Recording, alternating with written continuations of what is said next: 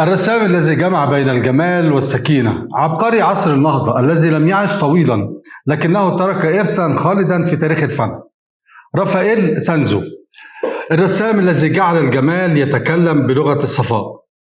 مرحبا بكم في حلقة جديدة من رحلتنا الفنية عبر الزمن. اليوم نتوقف عند حياة وإبداع واحد من أهم فناني عصر النهضة. إن أعجبكم هذا المحتوى لا تبخلوا علينا بالاشتراك في القناة وتفعيل زر الجرس ومشاركة الفيديو مع الأصدقاء والإجابة على سؤال الحلقة. وسؤال الحلقة بيقول: ما اسم اللوحة التي رسمها أو رسم فيها رافايل فلاسفة اليونان وتعد من روائع عصر النهضة؟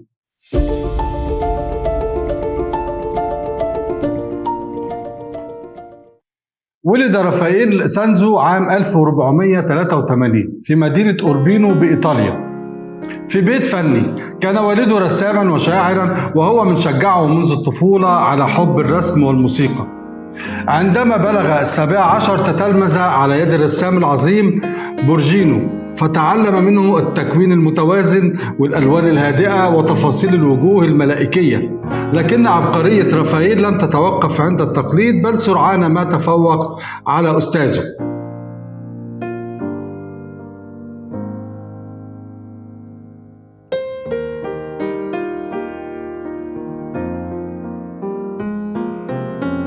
ماذا قدم رافايل للفن؟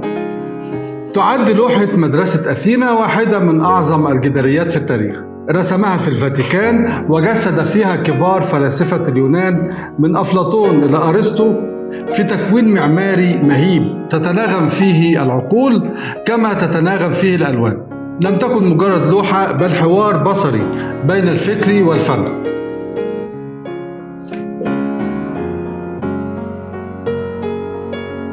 لوحات العذراء. رافايل رسم العذراء مريم والطفل يسوع في عشرات اللوحات، لكن ما يميزها جميعا هو السكون والإنسانية، من وجوه أمهات حقيقيات إلى مشاعر الأمومة والهدوء الذي يملأ هذه اللوحات. من أعماله أيضا لوحاته الشخصية والبورتريهات. في كل بورتريه يرسمه نرى البساطة والعمق. كان يملك قدرة خارقة على إظهار الجوهر بالإضافة إلى جمال المظهر.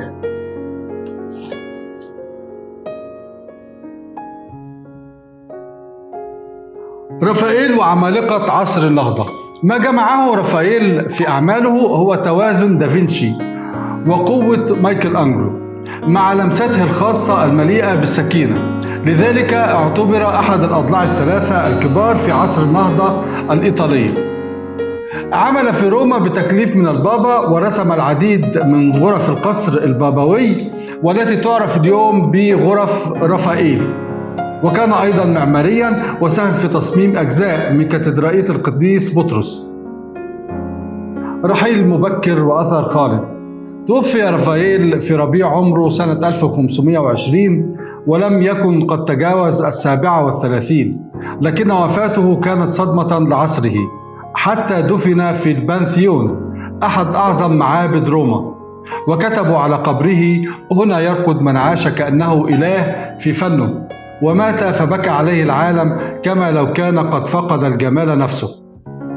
في الختام، هل تعتقد أن عصر النهضة كان ذروة الجمال الفني؟ إذا كان هذا رأيك فلازم تراجع نفسك، لأن اللي جاي أعنف وأجرأ وأكثر دراما. في الحلقة اللي جاية إن شاء الله هنتكلم عن عصر الباروك.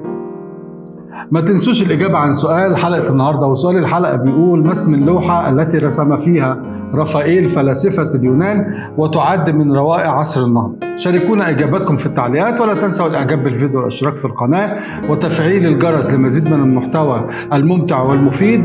ودلوقتي هسيبكم مع مجموعة من أعمال رافايل الساحرة. استمتعوا بالجمال. السلام عليكم.